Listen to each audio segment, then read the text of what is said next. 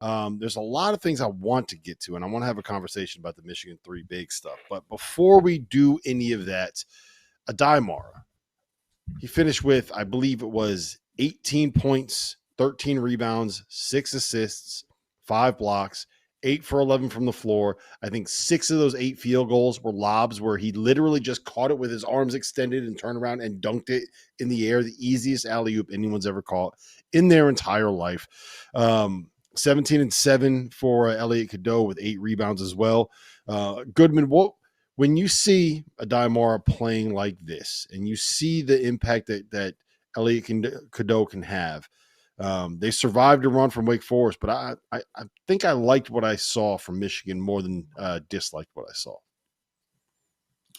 Yeah, I mean, it was back and forth, right? I mean, they were up big, and then Wake came all the way back, took the lead. I don't know yet. The jury's kind of still out for me with the three big lineup.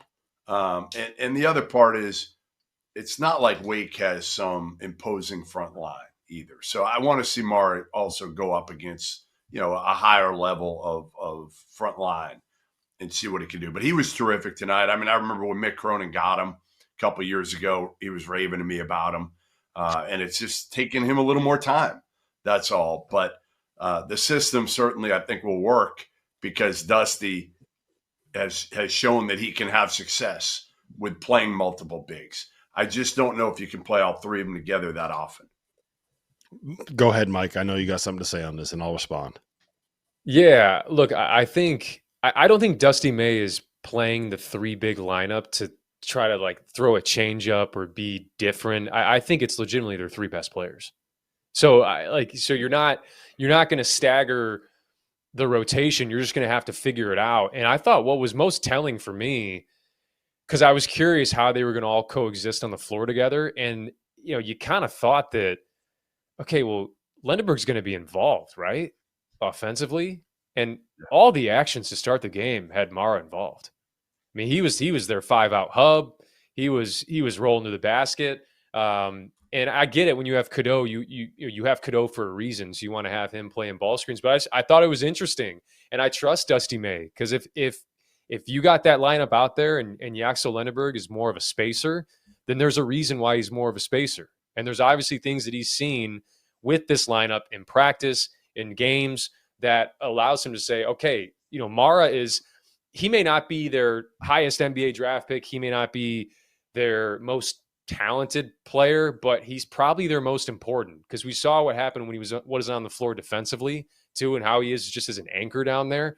So that was kind of the story for me tonight. I mean, I know we started with Mara, but how that trio of guys in the front court work and offensively is one thing, but defensively, because where does Merez go in a situation where you have a 4-guard lineup against this group? And how well do the guards rebound from the guard spot? All those are questions that I don't think need to be answered right now, but it'll just be interesting to monitor because I don't know, the usage for Lendenberg compared to Mara tonight was surprising, but the more the game played out and the way when you see Mara play, maybe you're not as surprised. Yeah, well, look, I get why Adai Mara is the guy that they play through, and I think that is the right decision to play for him. What I don't understand, and I will take the L if it proves to be something that works out. Yaxel Lendenberg is the quintessential college 4 man, right? Like he's got the skill, he's got the playmaking, he's got the ability to rebound, he's switchable defensively. Like he's the guy you want. Every college team in the country wants him at the 4. And as much as I love Merez, I feel like he is the perfect change of pace 5 man for Adai Mara.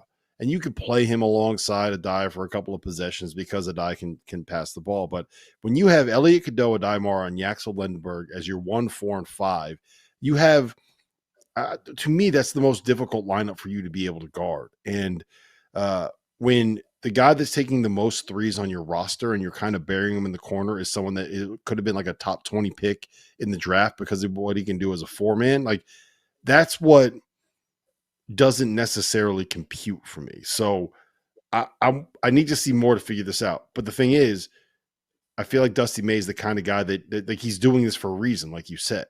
I don't think that he's just throwing it out there because he's like, you know what, I played 2 bigs. Now I'm going to prove to you I could play 3 bigs together. I don't think it's that. I think there's a lot of stuff that they have to kind of tighten up to be able to make this work the way that you need it to work for Michigan to play at the level they want to be able to play this season. Well, and I think too, you got to think about it with this 3 big lineup. You mentioned how it does make sense to have Mara in the actions, because if he wasn't, then you have 2 non-spacers. And if you have Yaxel on the ball, then what does that spacing look like? Can you really optimize Yaxel's ability? So that's why I get having Mara in that, in that spot. The other thing is, look, if Yaxel is going to have more of an off-ball type of role, there's going to be an adjustment period for him. Like, people don't realize with players, it's not like, I talked about it last year with Nelly Davis. It's like, this isn't just, hey, take your FAU stats, bring them over here. This takes time to get used to maybe a role that you haven't been in. And, For sure. The one thing tonight, if you're Lendenberg, it's okay, whether you have the offensive usage or not, 0 offensive rebounds can't happen, especially from the 3 spot, right? Like, especially from the 3 spot, when you probably have an advantage there on the glass. And I get some of these other guys are gobbling up rebounds, but those are the things that, like, for a guy, when you get the usage, when you don't have the usage that you maybe expect, you can't also become a bystander. So we saw him get out on the break. All that's great. Cadeau, like all the things we envisioned for this Michigan team, playing fast. That was there tonight, I thought. But this particular lineup in this grouping, we'll see if they change. Because I do think that, even when they put Cheddar in there, it's like, I like Cheddar at the 4.